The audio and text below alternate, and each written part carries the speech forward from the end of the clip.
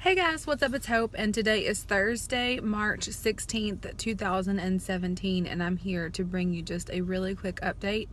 My last video obviously was very difficult to make. I was completely devastated and just wanted to share how everything went. It was completely unexpected. It literally felt like a kick in the stomach. If you haven't watched that video, go back and watch it from last week. What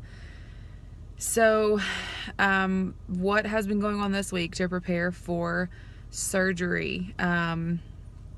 So in order to be able to determine, just as a precautionary measure, that there is nothing going on other than it just being a cyst, I've definitely gotten some more information on that. That's given me a whole lot of anxiety and fear this week. I've definitely been a lot more stressed out about the situation. So I'm hoping all of that will come to a close once we get the results back from our blood work. But so my specialist actually called me on Monday just to kind of check in with me, because obviously she knew that she wasn't there on Friday.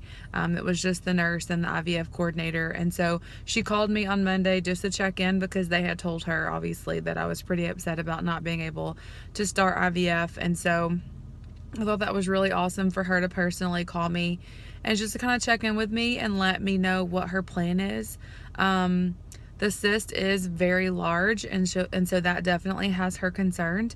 The cyst is 10 centimeters, and it's on my left ovary, which is almost 4 inches, which, like I said, is pretty big. And so that definitely has them concerned. I talked a little bit with her about how last year I kept experiencing those random pains in my stomach, and no one could figure out what was going on, and it felt like a cyst rupturing, and that's kind of what they ended up chalking it up to. But one night I was in the ER for like 8 hours because it was just, this pain would not go away. And the ER doctor kept telling me that it was just a pulled muscle in my hip, and it just didn't make any sense. And so I ended up going to my regular doctor and going to a urologist to make sure it wasn't kidney stones. And so we're trying to determine if maybe that's when the cyst started growing, and now it's just at the point where it's just so big that it needs to be removed. So I think what shocked me the most is that I didn't have any symptoms recently. Like, I haven't had those pains in a really long time. And so I hadn't had any cramping, any symptoms whatsoever. And so it was just shocking. And even the nurse was shocked that I didn't even realize the cyst was there because of how big it is. But as far as the plan goes, my fertility specialist ordered some blood work. She did just baseline tumor markers and a CA-125, as well as HCG and just other kind of panels to make sure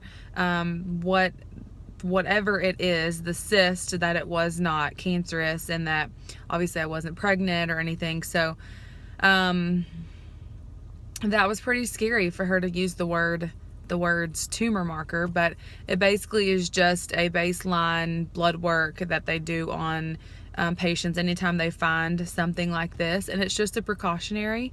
Thank God she's definitely taking this seriously and is doing everything she can to run all of the right tests to make sure that that it's just a cyst and that it's benign and we'll be able to have surgery.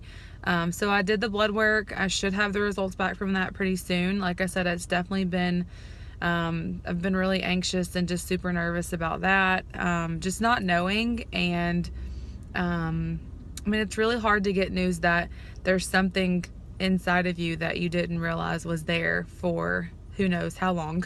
And so that's definitely caused some stress and some anxiety. And so after we get the results back from the blood work, I'll be doing an MRI next Thursday, and that's also as a precaution, just to make sure nothing else crazy is going on in my body other than this massively large cyst. I've thankfully reached out to a lot of people online in this support group that I'm in for IVF, and there are a ton of women out there who've had cysts before, of my size or larger, that have gone on to have babies. So that's definitely given me lots of hope.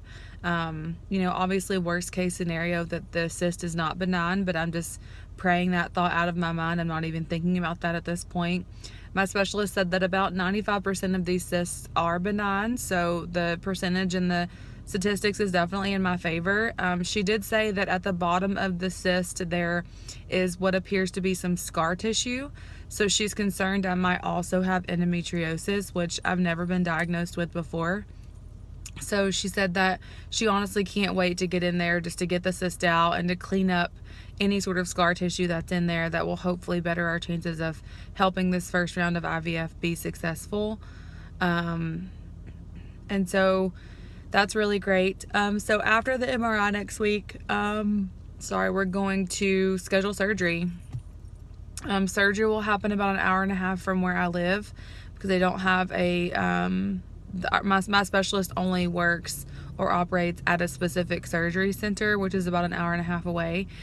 So we'll be doing surgery probably within the next couple of weeks. I'm hoping and praying that after the MRI comes back, we can schedule surgery pretty quickly and we can just get this show on the road.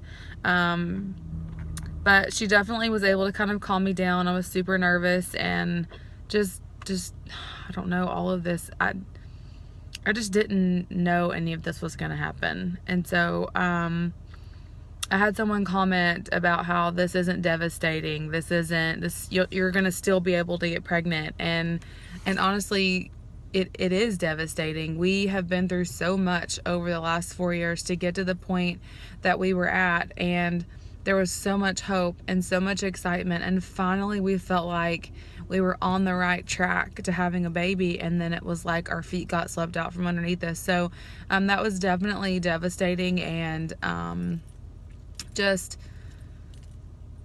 it was hard to hear. There wasn't anything in my mind that made me think that it wasn't going to happen, and so I just was really shocked and surprised. But like I said, we're going to move forward with the testing that needs to take place, and we're going to move forward with surgery.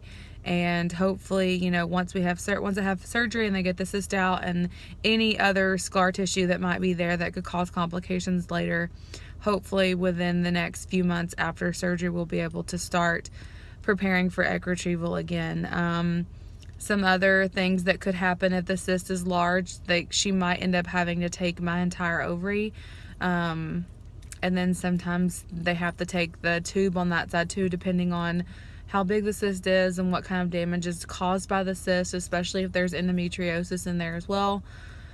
There's just all kinds of things that I need to think about and consider, and I'm just trying to keep faith and just pray and hope that whatever happens is in the best interest of me and for any future babies that God willing I have. And we're just going to kind of put one foot in front of the other and continue moving forward.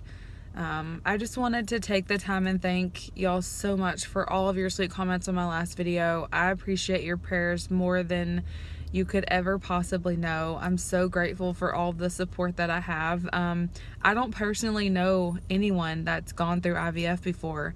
No one in my family struggled with infertility, not a single person. Cousins, aunts, uncles, siblings, nobody. And so to have the support system that I have through YouTube and through Facebook and Instagram, and I'm just so grateful for that platform, for that outlet to be able to reach out to people and talk with y'all and get some insight and just feel your prayers. And I'm just so grateful for that. So I'll definitely be keeping y'all updated as we move forward with more testing and then hopefully scheduling a surgery date. So I will keep you informed as I learn more about what's to come in the next few months, and I will see you guys in my next video. Bye.